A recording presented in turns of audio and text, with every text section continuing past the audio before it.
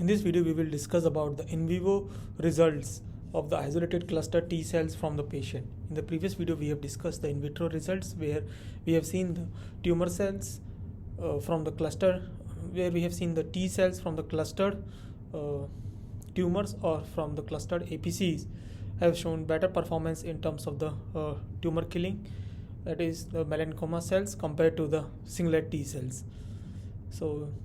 in this video we will discuss the in vivo studies that are done from the same cells,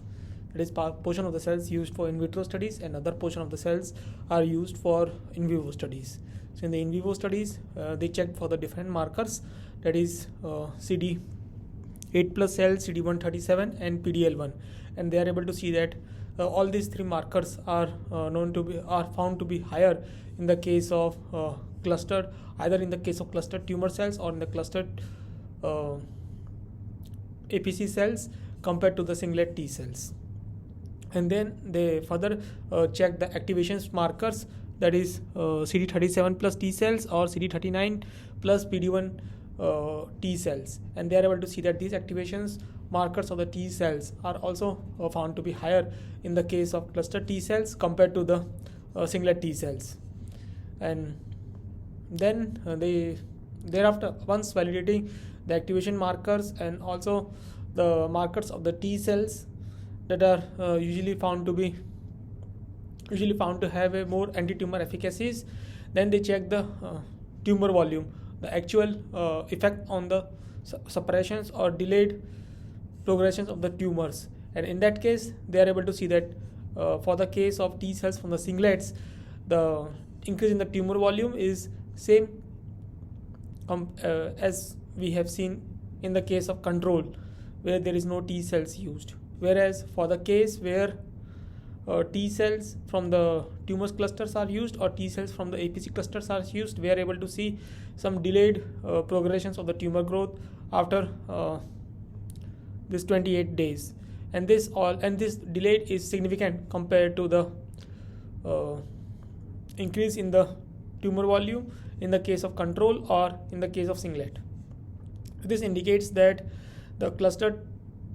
T cells has better anti-tumor efficacies and are able to suppress the tumor growth better compared to the singlet T cells. Thereafter, they also checked it whether this single cell gating is able to preserve these cluster T cells or not, and they are able to see that when they use the single cell gating, there is a loss in the cluster T cells, but and when they compared that loss with the singlet T cells, they are able to see that singlet T cells loss are very minimum compared to the tumored cluster T cells from the tumor, and they also see a significant decrease in the cluster T cells from the APCs that can be seen in this panel H. So the single cell gating is not a right strategy to separate out these cluster T cells, and thereafter they quantify or compare the tumor cell killing assays, which is the one of the important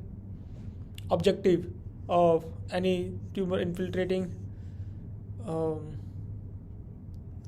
which is one of the important aspect of any therapies, any immunotherapies. So in that case they check the tumor killing assays between this single T cells that are isolated from the patient or these cluster T cells that are isolated from the tumors, cluster T cells that are isolated from the APCs, and they also use one more conditions where they use activated T cells. And what they are able to see, in the case of clustered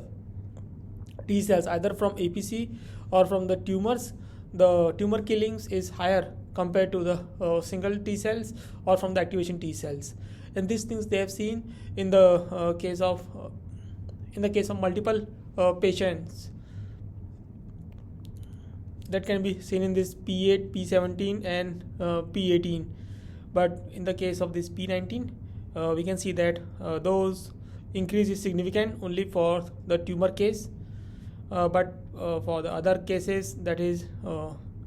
clustered cells from APCs or the cluster cells or cluster cells from APC or from the activation T cells, the increase in non-significant compared to the single T cells, but only in the case of tumors. But however, in general, they have seen that this clustered T cells has a better tumor killing capability or anti-tumor efficacies compared to the single T cells or from the activated T cells,